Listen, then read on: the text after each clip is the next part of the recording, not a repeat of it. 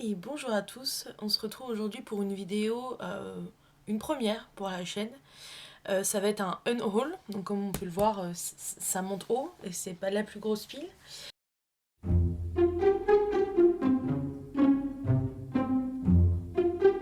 Donc pourquoi je fais un unhaul? Parce que bah normalement d'ici quelques mois, si tout va bien, mon conjoint et moi-même on va déménager. Et je sais qu'il y a la plupart des livres dans ma bibliothèque que je vais pas relire, que bah, l'envie m'est passée ou voilà, j'ai pas eu un coup de cœur dessus. Donc j'ai décidé de les vendre. Voilà, donc ils seront sur mon Vinted qui sera en barre d'informations si ça vous intéresse. Donc je vais vous les présenter. Donc il y en a qui sont annotés, il y en a qui sont surlignés, et il y en a, j'ai juste des post-it, il y en a, il n'y a rien du tout, il y en a que j'ai pas lu.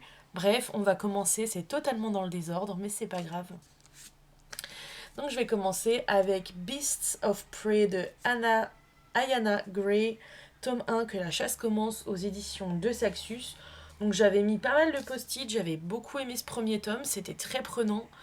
Mais ça fait très longtemps que je l'ai lu maintenant et bah, j'ai plus l'envie de lire le tome 2 et j'ai pas forcément envie de le relire parce que j'ai plein d'autres livres que j'aimerais lire, donc je vais pas forcément perdre mon temps sur une relecture comme celle-ci. Donc à chaque fois, je vais vous dire à peu près le résumé ou pas, ça dépend. Si c'est un livre que j'ai aimé, je vais essayer de vous dire regardez, c'est bien. Voilà, ça me fait de la peine de voir toute cette poussière derrière. Il va falloir que je fasse un petit tour dedans aussi. Donc que la chasse commence.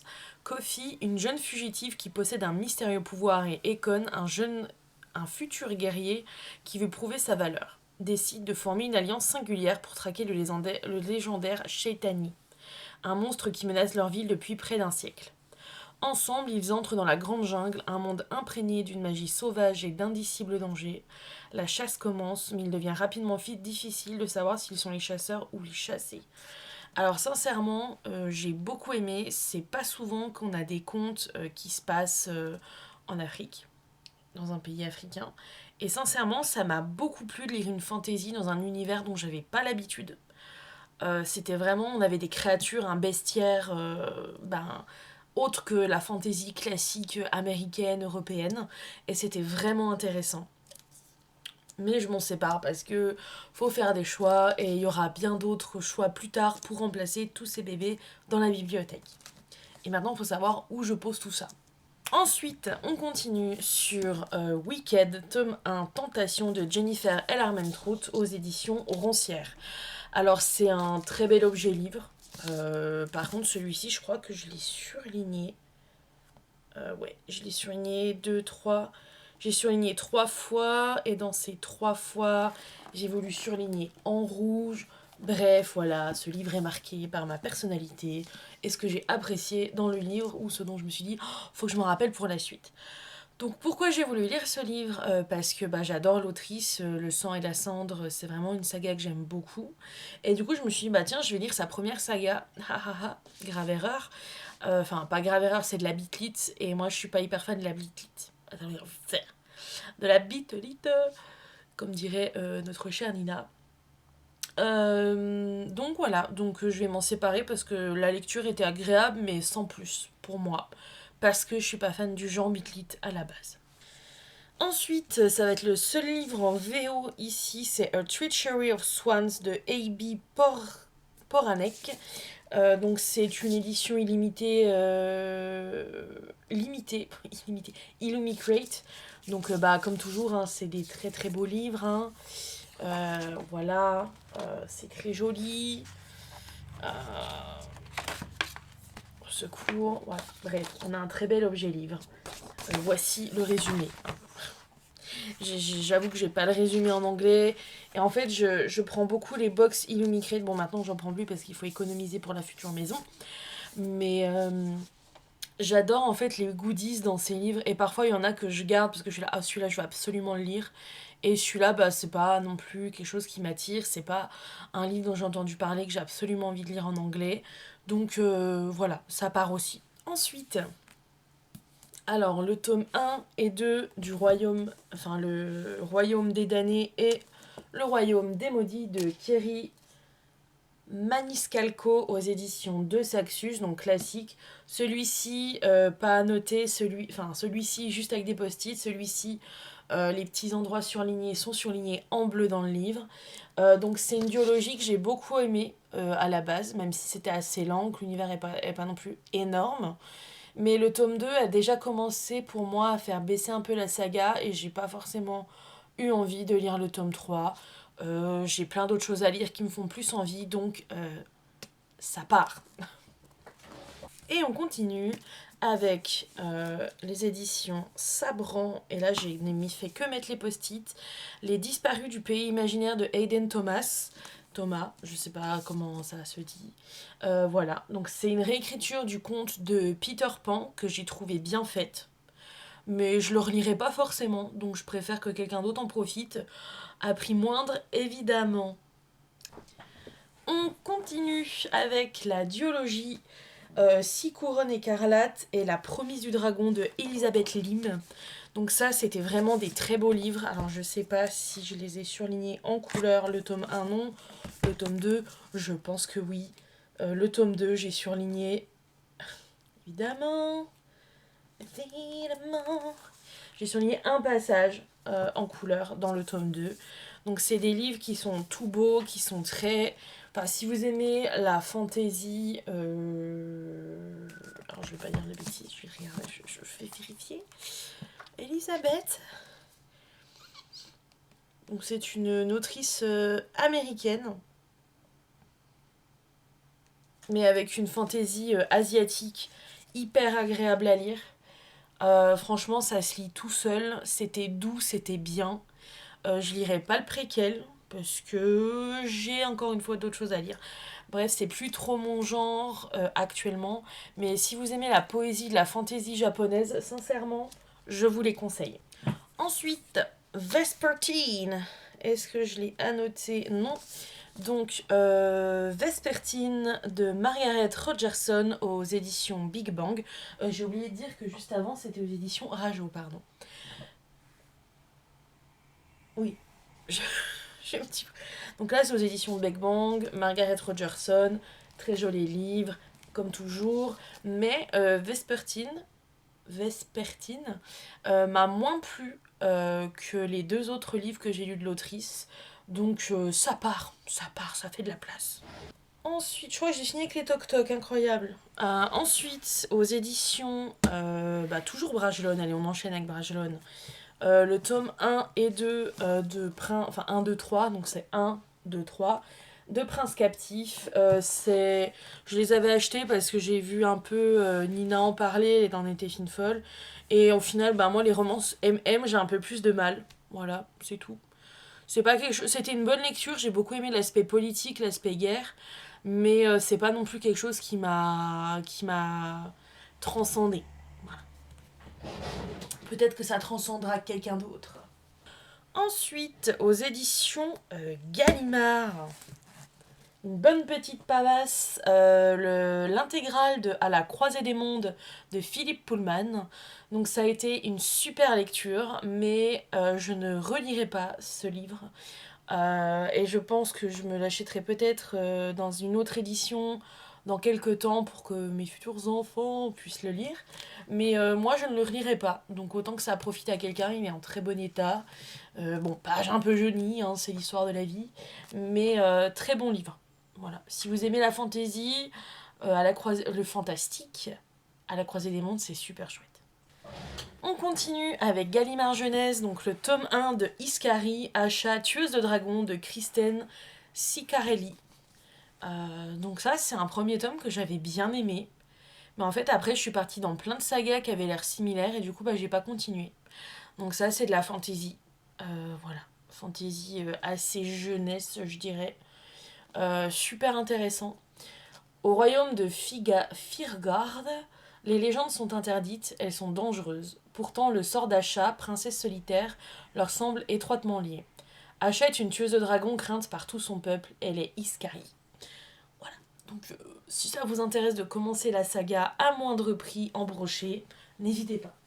Ensuite, on va partir sur 2 romances dont je me sépare. Donc, Flirting with 40 de Kay Bromberg aux éditions Hugo Roman New Romance. Voilà. Blakely Fox traverse une année difficile, un divorce, un ex-mari déjà fiancé avec une version plus jeune d'elle-même et ses 40 ans qui approchent à grands pas. Lorsqu'elle rencontre Slade Anderson, elle se demande pourquoi ce jeune chirurgien cardiaque d'une trentaine d'années sexy en diable s'intéresse à elle. Elle sait qu'il va très certainement lui briser le cœur, mais elle est prête à prendre le risque. Mais Slade est la preuve vivante que les hommes bien existent. Il l'encourage à redevenir la Blakely qu'elle était avant son mariage, drôle, combative, confiante. Et qui sait, peut-être que ce jeune homme, que Blakely considère comme un tremplin pour passer le cap difficile, se révélera être bien plus que ça.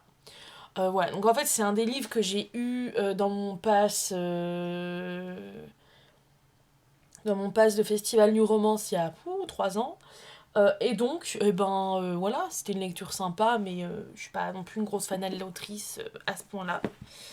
J'ai quelques romances que je garde, c'est Calypso Caldine, Brittany et Jana Roos pour le moment. Et Ali Hazelwood. Ensuite, Rebel University, Hot Hazel de Hugo Roman par Alfreda Henwy et Alicia Garnier aux collections New Romance. Si vous aimez les romances université, allez-y, c'est très très sympa à lire. Je l'ai pas surligné, je l'ai pas annoté. Bravo Marion.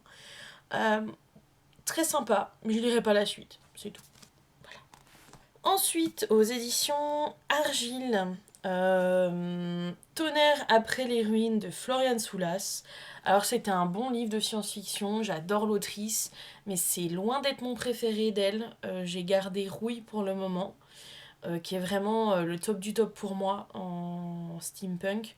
Mais du coup, si vous aimez la SF vraiment bien travaillée par une autrice française, je vous le conseille.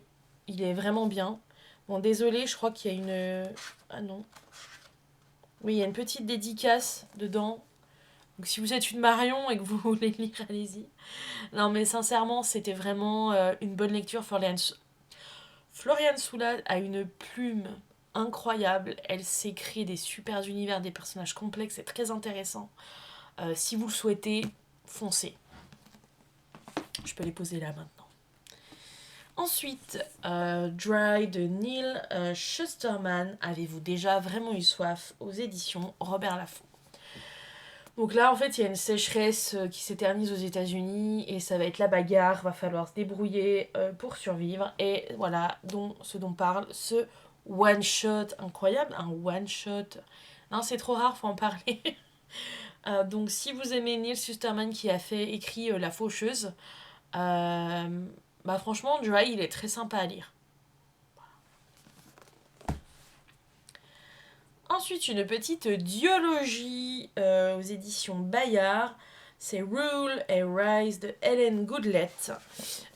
Pour tout vous dire, je me rappelle plus de l'histoire. J'avais bien aimé, mais je ne me rappelle plus de l'histoire. Et en vrai, j'aime bien les formats Bayard. Ils sont quand même... ils sont bien. J'adore ces couvertures-là. Il y en a peut-être beaucoup qui n'aiment pas, mais moi, les couvertures directement comme ça s'abîme moins, je trouve, que certaines couvertures en carton. Moins souples. Donc là, en fait, il y a tome 1, c'est Rule. Une couronne, 3 prétendantes prêtes à tout pour accéder au pouvoir.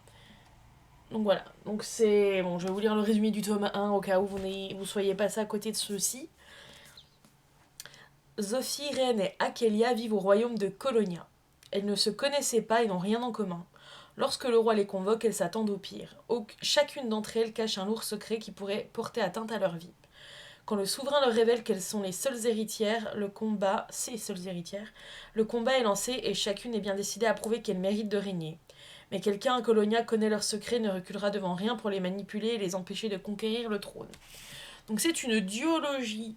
C'est bien aussi comme format, je trouve, parce que on peut se prendre du plaisir, c'est bien fait, l'univers était bien, c'était assez étoffé. Et ça, c'est en 2 tomes. Ça fait du bien, des fois, 2 tomes. Je sais que maintenant, je suis beaucoup plus fanat des grosses sagas, mais 2 tomes, de temps en temps, ça fait du bien. Ensuite, alors ça, c'est un des premiers livres que j'ai lu quand je me suis remise à la lecture il y a quelques années. C'est Rêves qu'on piétine de Sébastien Spitzer, les éditions de l'Observatoire. Alors, c'est un roman qui n'est pas facile à lire, hein. Je vais vous lire le résumé, vous allez comprendre pourquoi ça m'a beaucoup ému de lire ce roman. Et je sais que je ne le relirai pas parce que ce n'est pas un roman simple à lire. Et je l'ai lu une fois, je me rappelle encore à peu près de l'histoire. C'est la preuve que ça m'a marqué parce que ça fait vraiment quelques temps. Et je vais laisser quelqu'un d'autre profiter, de moins être ému par cette histoire. Sous les bombardements, dans Berlin assiégé, la femme la plus puissante du Troisième Reich se terre avec ses 6 enfants dans le dernier refuge des dignitaires de l'Allemagne nazie. L'ambitieuse s'est hissée jusqu'aux plus hautes marches du pouvoir sans jamais se retourner sur ceux qu'elle a sacrifiés. Aux dernières heures du funeste régime, Magda s'annonce dans l'abîme avec ses secrets, s'enfonce dans l'abîme avec ses secrets. Au même moment, des centaines de femmes et d'hommes s'avancent sur un chemin poussiéreux, s'accrochant à ce qu'il leur reste de vie. Parmi ces survivants de l'enfer des camps marche une enfant frêle et silencieuse. Ava est la dépositaire d'une tragique mémoire. Dans un rouleau de cuir, elle tient cachées les lettres d'un père. Richard Friedlander, raflé parmi les premiers juifs, fut condamné par la folie d'un homme et le silence d'une femme, sa fille. Elle aurait pu le sauver, elle s'appelle Magda Goebbels. Hyper poignant, ouais, je suis émue. On sent que bientôt c'est ma semaine, moi. Je suis émue en lisant. Vraiment hyper poignant, si vous aimez ce genre de récit, foncez. Voilà, j'ai le nez qui coule, au secours. I Fell in Love with Hope, Lankali. C'est un très bel objet livre. Alors je vais vous lire juste les 3 premières phrases. Un groupe de patients en phase terminale, un serment, vivre pleinement le reste de leur vie, un amour qui transforme et tendance. Très beau roman d'amour, pas hyper joyeux. On va pas se mentir, hein, on a lu un groupe de patients en phase terminale, donc on connaît à peu près la suite logique de ce qui va se passer. Mais c'était une très très belle lecture et très émouvante aussi. Et pardon, c'était aux éditions Le Lotus et l'Éléphant. Ensuite, j'ai 3 romans, 3 livres sur la philosophie que j'avais commencé aux éditions RBA, pardon. Donc j'ai un livre qui nous parle d'Aristote. En fait, c'est des livres pour apprendre à philosopher. Ils sont vraiment intéressants, ils sont vraiment bien écrits. J'avais commencé à en feuilleter un. Donc nous avons Aristote, nous avons Platon, et encore même pas ouvert, Nietzsche. Nietzsche. Voilà. Donc je ferai un petit lot pas très cher pour ces 3 livres parce que bon, voilà, de base ils sont à 5 € le livre, je crois. Donc je vais peut-être faire 5 € les 3, on verra. Mais si vous avez envie de vous intéresser à la philosophie, je trouve que c'est une bonne approche. C'est intéressant.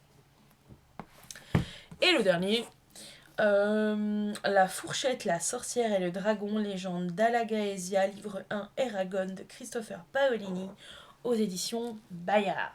Donc c'est un Bayard toc toc. C'est un Bayard toc toc doré, shiny. Donc en fait j'avais reçu ça en cadeau parce que à l'époque j'adorais Eragon, j'avais envie de lire ça. Au final je l'ai jamais lu et en fait j'ai pas envie de le lire. Voilà, c'est la vie, c'est la vie. Donc si ça vous intéresse, n'hésitez pas. Donc comme je le disais, tout cela va être posé sur mon Vinted, à des prix moindres évidemment. Donc si ça vous intéresse, n'hésitez pas à venir y jeter un petit coup d'œil, à prendre des lots de livres. Je pourrais potentiellement faire des réductions si vous voulez des livres. Enfin, si vous en prenez plusieurs, en fait, oui. Donc n'hésitez pas. Et je vous souhaite une très bonne journée. Et s'il vous plaît, aidez-moi à faire moins de cartons de déménagement. J'y crois. Des bisous.